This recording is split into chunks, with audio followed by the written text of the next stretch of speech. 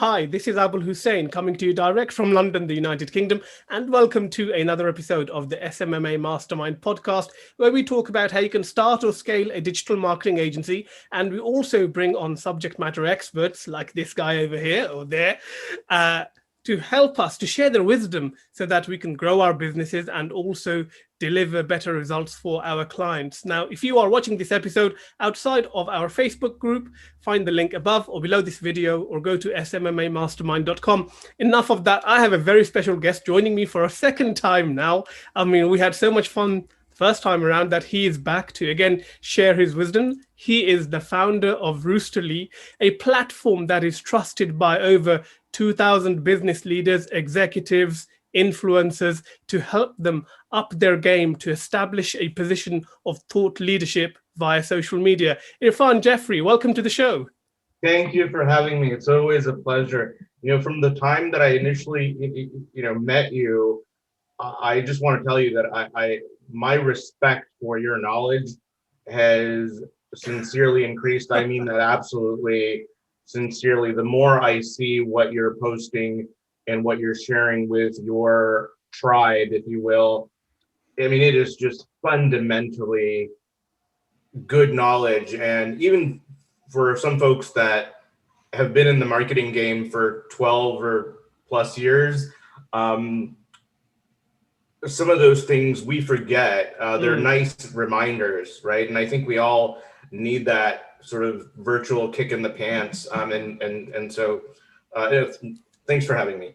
Thank you so much. I really do appreciate the compliment, and, being an industry heavyweight as well, whether you know it or not, but we do, I do appreciate your time. Now, the topic that we are going to talk about today is how to differentiate yourself as an executive, as a business leader in a very crowded and a very competitive sea of sameness. Now, where we came or connected again for this episode was I posted something about a week, maybe 2 weeks ago about how, the iPod came about and kind of crushed this market of crappy Chinese MP3 players, which the iPod essentially was, but positioned in a much better way.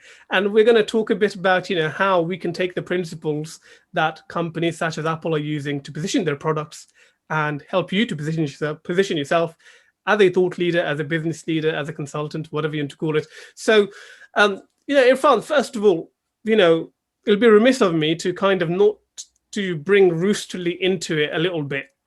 So how about a bit of an introduction into what you're up to, who you are, and kind of, your journey so far? Yeah, so in simple terms, Roosterly helps power the brands of small businesses and individual executives, primarily on LinkedIn and Instagram. We do Facebook as well, but that's sort of where our focus seems to be going, is LinkedIn and Instagram. And they basically rely on us to post thought-provoking content and position them as subject matter experts and essentially differentiate them from others that are in their field. So we build credibility with their network, we build trust with their network, and it's all through posting compelling, engaging content that helps them separate themselves from everyone else. Yeah, easy, very simple, right? Says what does as it says on the tin. Now, differentiation, standing out in a crowded market, where does one start? Because when you look at consultants and coaches on LinkedIn, there is very much a kind of a trend going on of people talking about, I help this, do that, and in under 90 days without ads and funnels and whatever. And once you have one person copy another, it again becomes like this red ocean. So how does one begin to kind of differentiate themselves from their competitors? So I'm going to say a buzzword. Okay. That just it's starting to get quite old, but it's true. It's authenticity, right? And I'm hearing about it so much. It is the in vogue term. It's right up there with paradigm shift or win-win or you know, some of these other ones that are probably not as in vogue. But you know, first understanding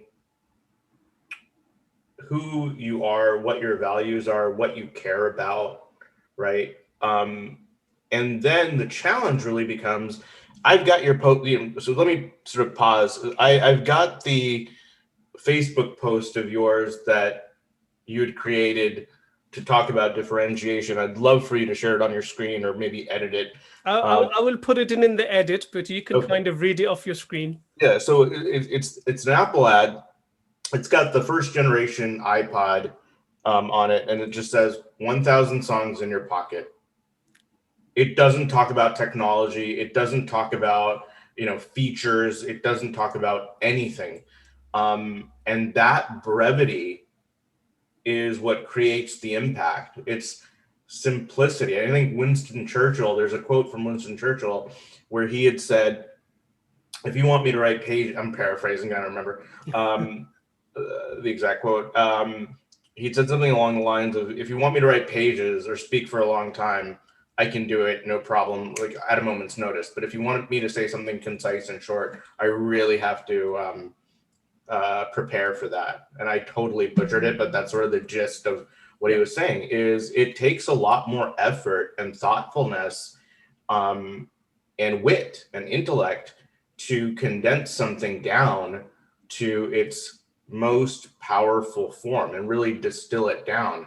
And as a total side note, when that holds true for copy as well, when we send out emails, I, you know, I take out a lot of the text and not, I mean, there's a difference between being curt and being brief. You can still be polite and thoughtful and be concise. And I think that articulation and being concise are some of the tools that you can use to effectively differentiate yourself.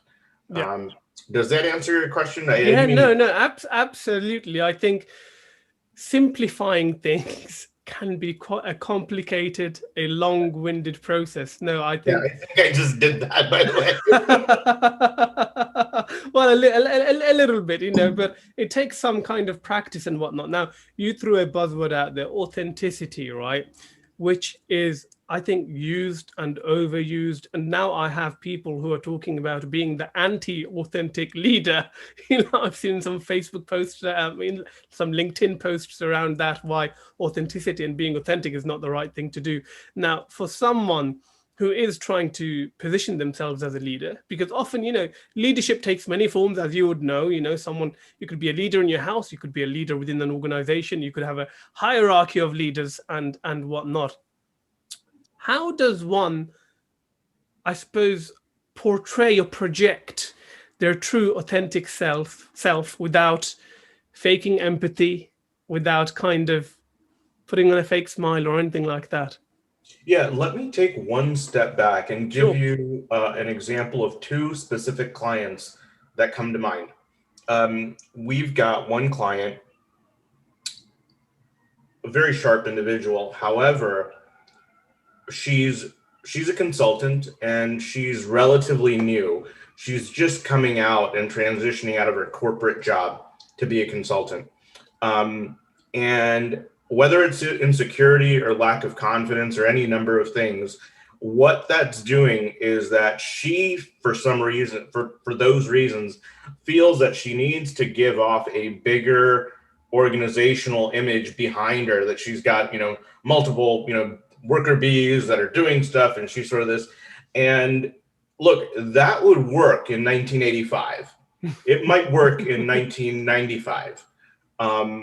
And for some people it still works today. Yeah. but unfortunately or fortunately, people that are moderately savvy can see right through that.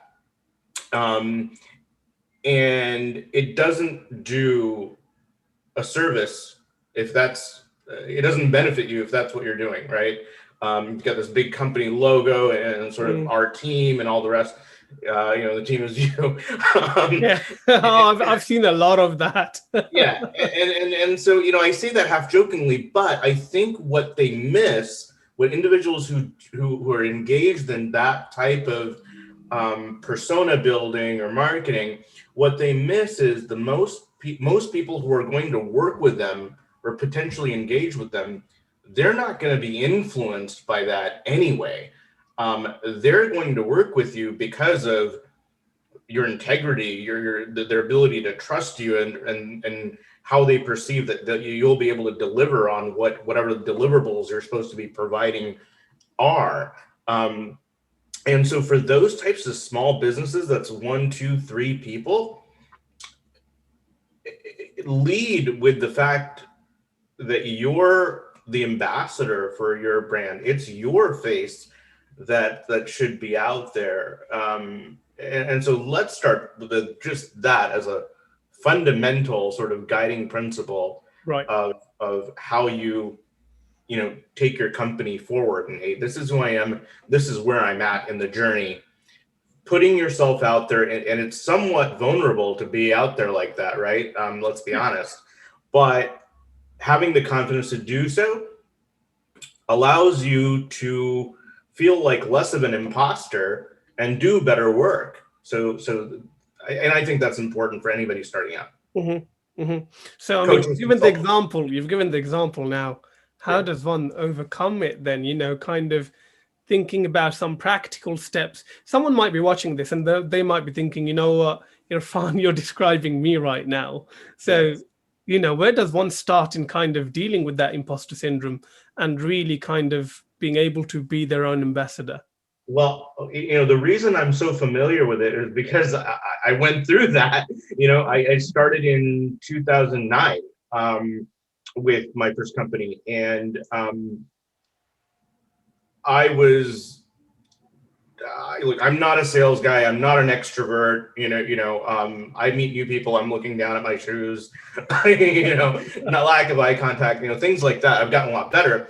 And so I think the journey for me was when I spoke with somebody who was savvy, and they knew that look, man, I know you don't have, I know it's just you, and you're sort of aping that you're bigger than you actually are.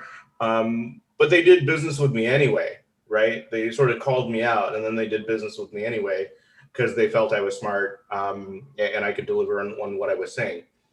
That first client, I took a deep breath and said, okay, I can do this. And so over time, I became much more comfortable with, not wearing one of those big watches, that I call them like the I got money watch, and like dressing the part and all that stuff. So now I really am probably on the other extreme of that, where, well, I mean, my business has also gotten bigger, so I don't have to do very much of that. But I strip out anything extra. I mean, if I'm on a Zoom call with a prospect, I'll tell them, this is what we're good at. This is what we're not good at. This is why we might not be a good fit. I probably work just as hard to talk them out of doing business with us. And part of that is because we have the luxury of being able to turn away some business. I don't need every dollar. That's not always the case. That's certainly not the case when you're starting out. So I get that, and I respect that too. But that has really helped me when you're not desperate for business, and you don't have to chase people like a dog and say, hey, look, you know what? I don't think we're a good fit. I've had people come back to me and like sort of defend why they should be working with me. And I'm like, wow, this is a great feeling. Where were you when I had no money? You're using reverse psychology on me, Irfan. That's what they're gonna say. It's amazing, and that's not the intention, and that really helps me become a lot more comfortable in my own skin. So I'm a 5'4" Indian guy. I go to networking events in Chicago when I was first starting out, got everybody like, taller than I am, better looking than I am. And I'm just like, hey, I just started a business. I kind of suck, but would love to, get your money and do some marketing for you. And it was just such an embarrassing process for me. And so I didn't have a lot of confidence when I started. And I think that's what other folks wrestle with too. And so going back to your original message, once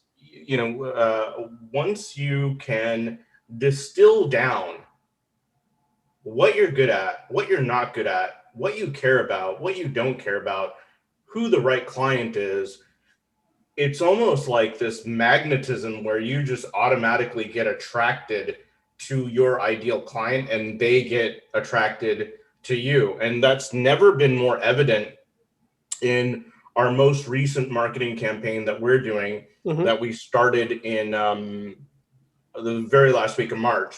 It's going really well. You're doing really well, because like since the last time we spoke, your user base has grown like 50%, if I'm allowed to say that, Not in a quite matter that of much. months. It's grown by probably, I want to say like 20%. And I got to thank some specific people for that growth. We work with an amazing guy. His name is 𝗟𝗣𝟭𝟭𝟐. We work with an amazing funnel developer. His name is 𝗟𝗣𝟭𝟐𝟐. And these two guys have not only built like just an amazing funnel, but have been able to dial down our cost per lead, our cost per appointment booked, our conversion rate, and all these things. So I just show up and look pretty. Hard to do, but You're doing really well. And but our conversion rate is a little over. It's 39 point something percent. I don't know. I mean the exact, but it's over 39%. And when I'm on the calls with these prospects, first of all, they're a Zoom call, so we instantly, there's another element where we just build rapport and trust versus a phone call. And there's no tip there. Whoever's not picked that up, get on a Zoom call if you want to close more deals. I'm telling you, it is life changing.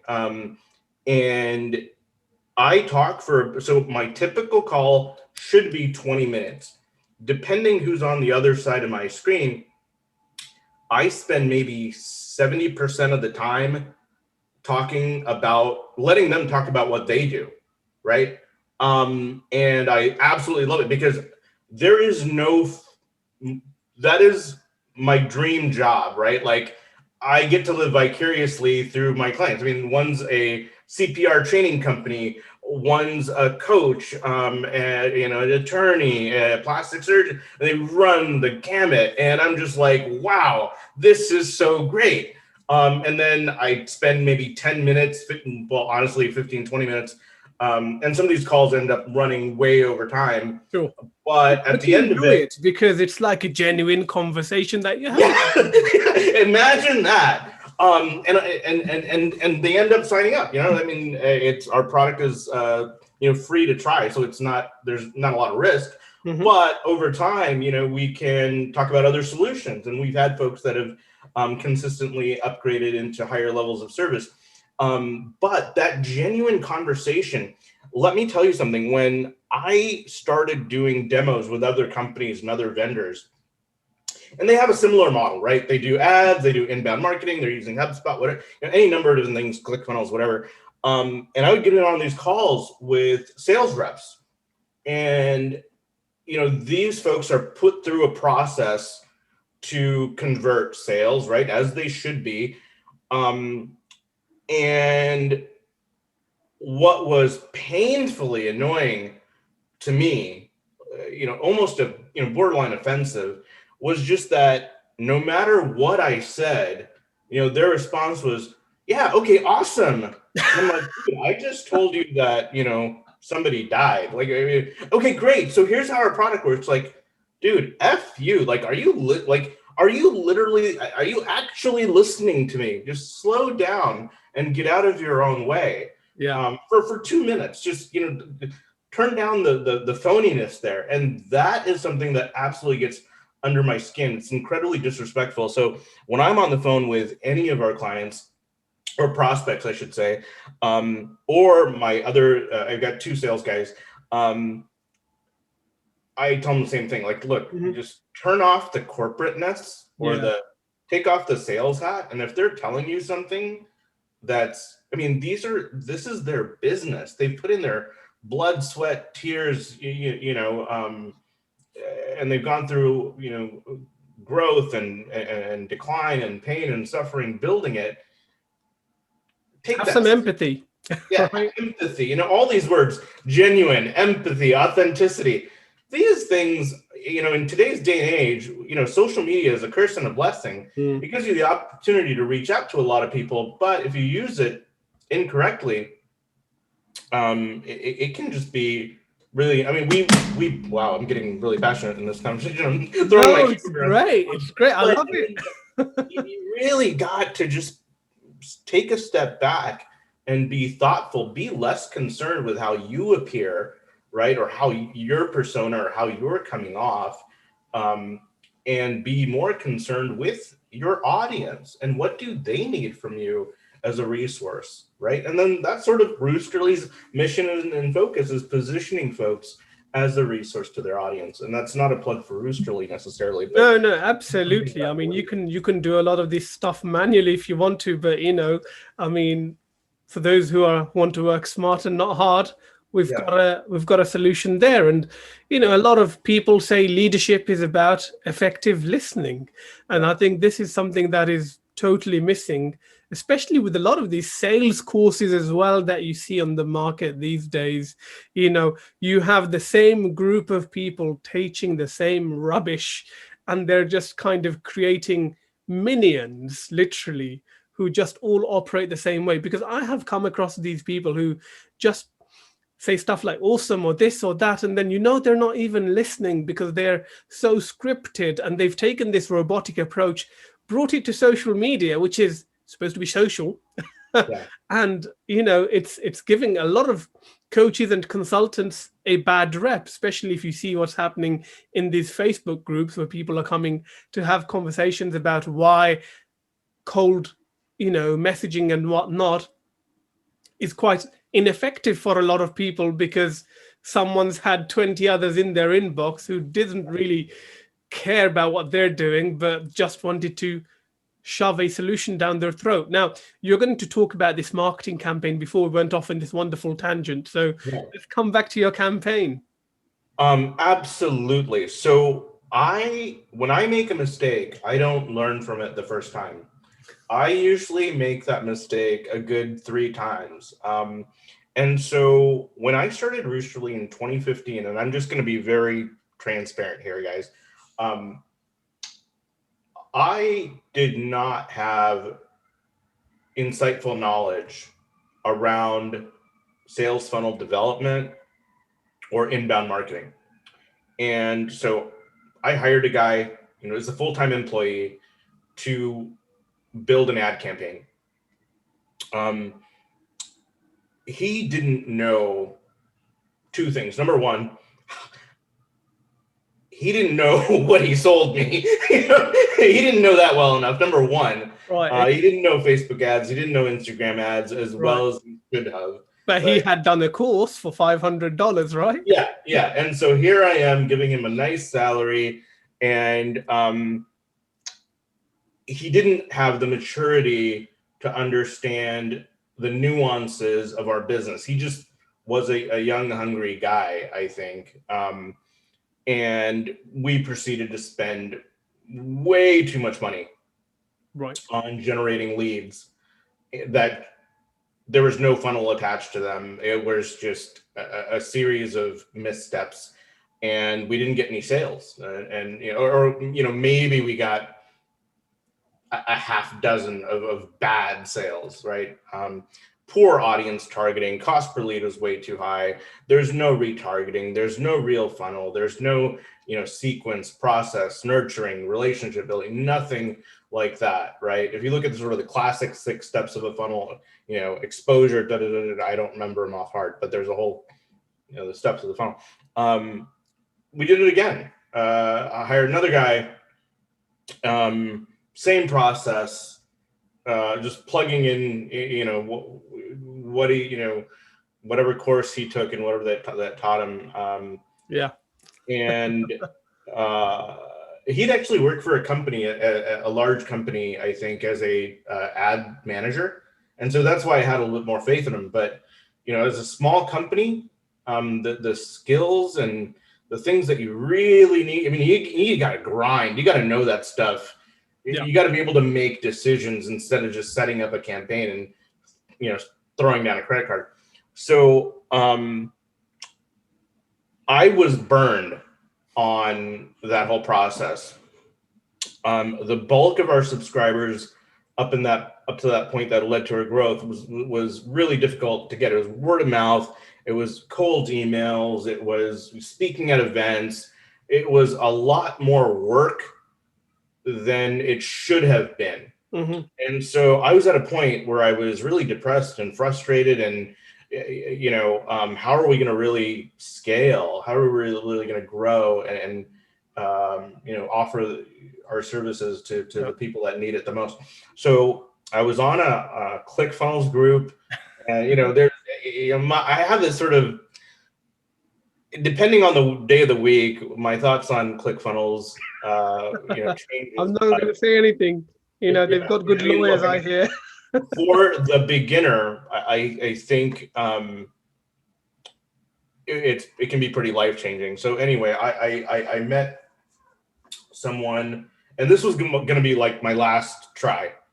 If it didn't work, I was just going to look for something else to do. And was this before you raised all of that venture capital? Because the last time we spoke, you had gone out, raised a lot of money from your local community.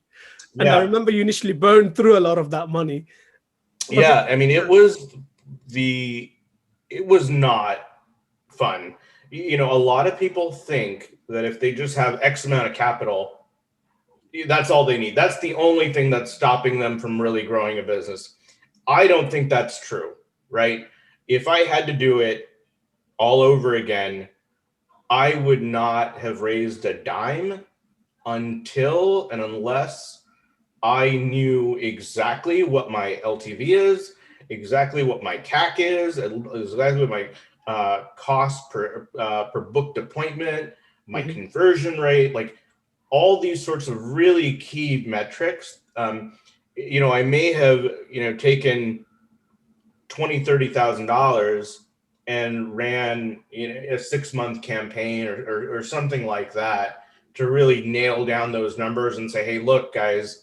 We were able to determine all those numbers this time around within 90 days, wow. Right? Reliably. So I know now what I'm going to make next month. But anyone who's raising money, just please know your sales model, because not only are you going to make your own life and just beyond miserable and depressing, and you're going to hate yourself when you start losing money and your bank balance starts to drop every month over and over again.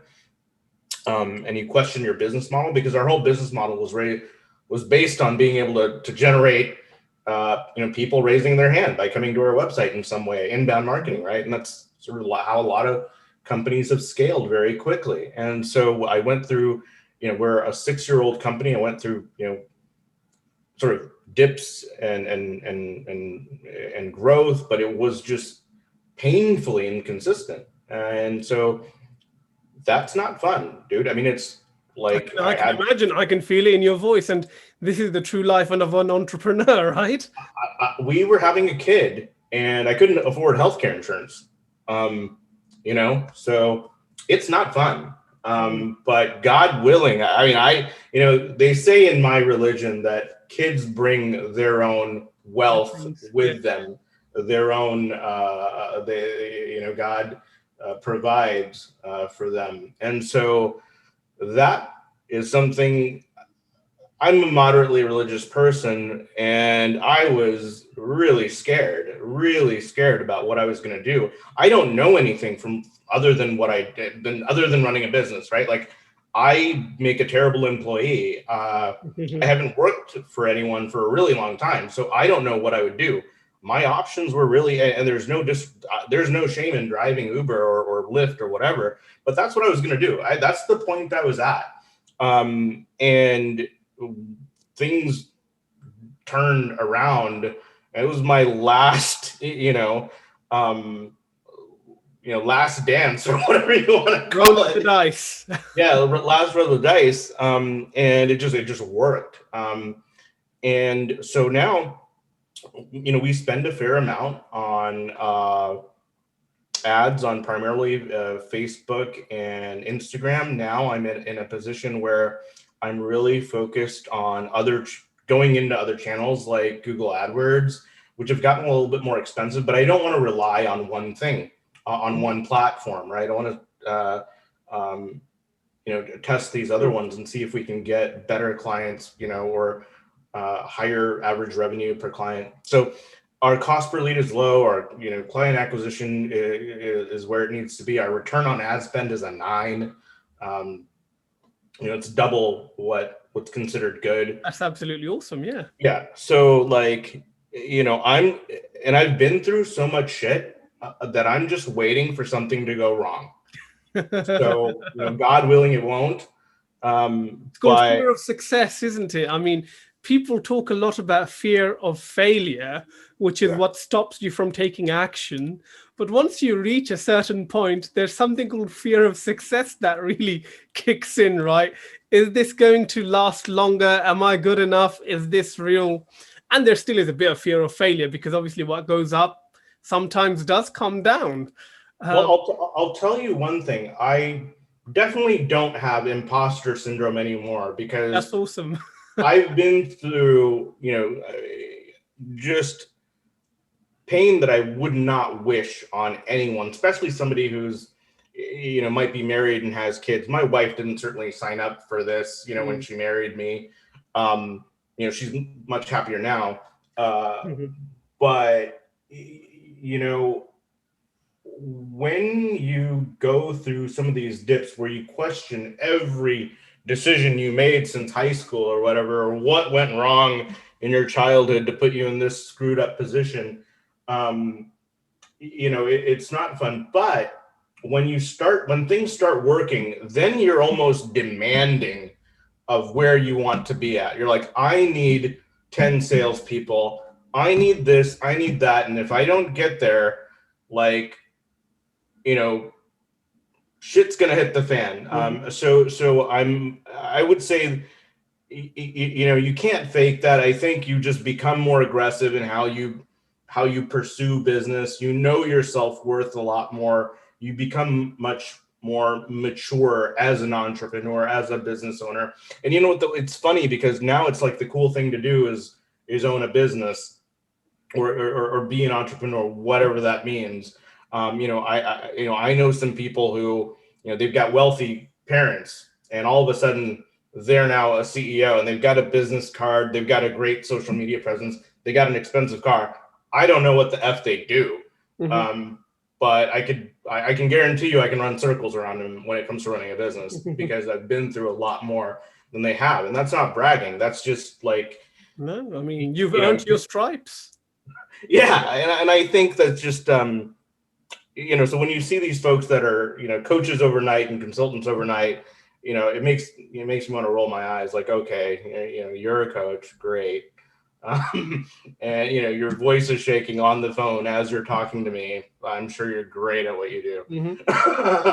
No disrespect, but just don't be out there if you just took a Facebook marketing course yesterday and now you're coaching people on how to be a Facebook marketer or whatever. That's all. There's way too much of it. There's way too much of it. But and this is what I want to bring home. We started off talking about differentiation. We started off talking about authenticity. And I think have this conversation, whoever watches it will see what authentic leadership and authenticity looks like, purely from what you have actually shared with us. Now, Irfan, I always go over time when I'm having a great conversation with people like you, right? I book half an hour, but then again, I let it run over. I try my luck if there's no hard stop, you know. So kind of final couple of practical tips for people who want to really stand out in the market. Where should one start? What do they need to actually do before they go off and waste money on their next lead generation campaign? Yeah, I would say a couple things. The first thing is take stock of who you are, right? You know, think about what what speaking your truth means, and try not to emulate folks that you see as who you want to be like. There's only one you, right? And a lot of times we get caught up in, I want that persona, I want that vibe, I want to be like this guy or this gal. Make a bullet list of the elements of your character. What is your brand about, right? Distill that down into 2 or 3 points and focus on that. It's got to be truthful.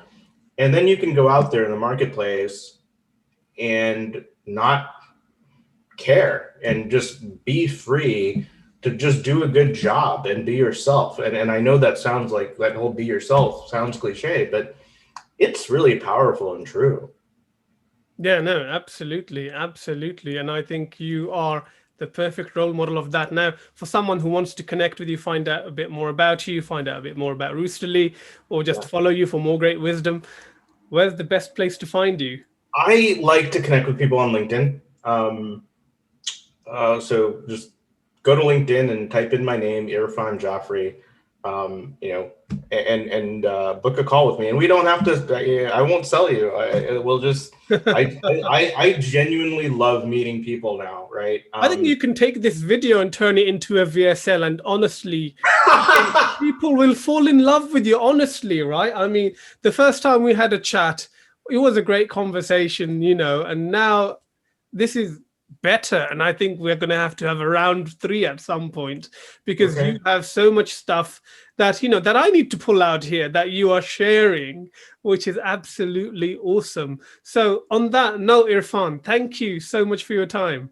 It's always a pleasure. When I'm out in London, when I'm out in the UK, I'll definitely give you a ring. We can go to some nice Indian restaurant, have some curry, and do something. Okay. Absolutely. Let's do that. Till next time, take care.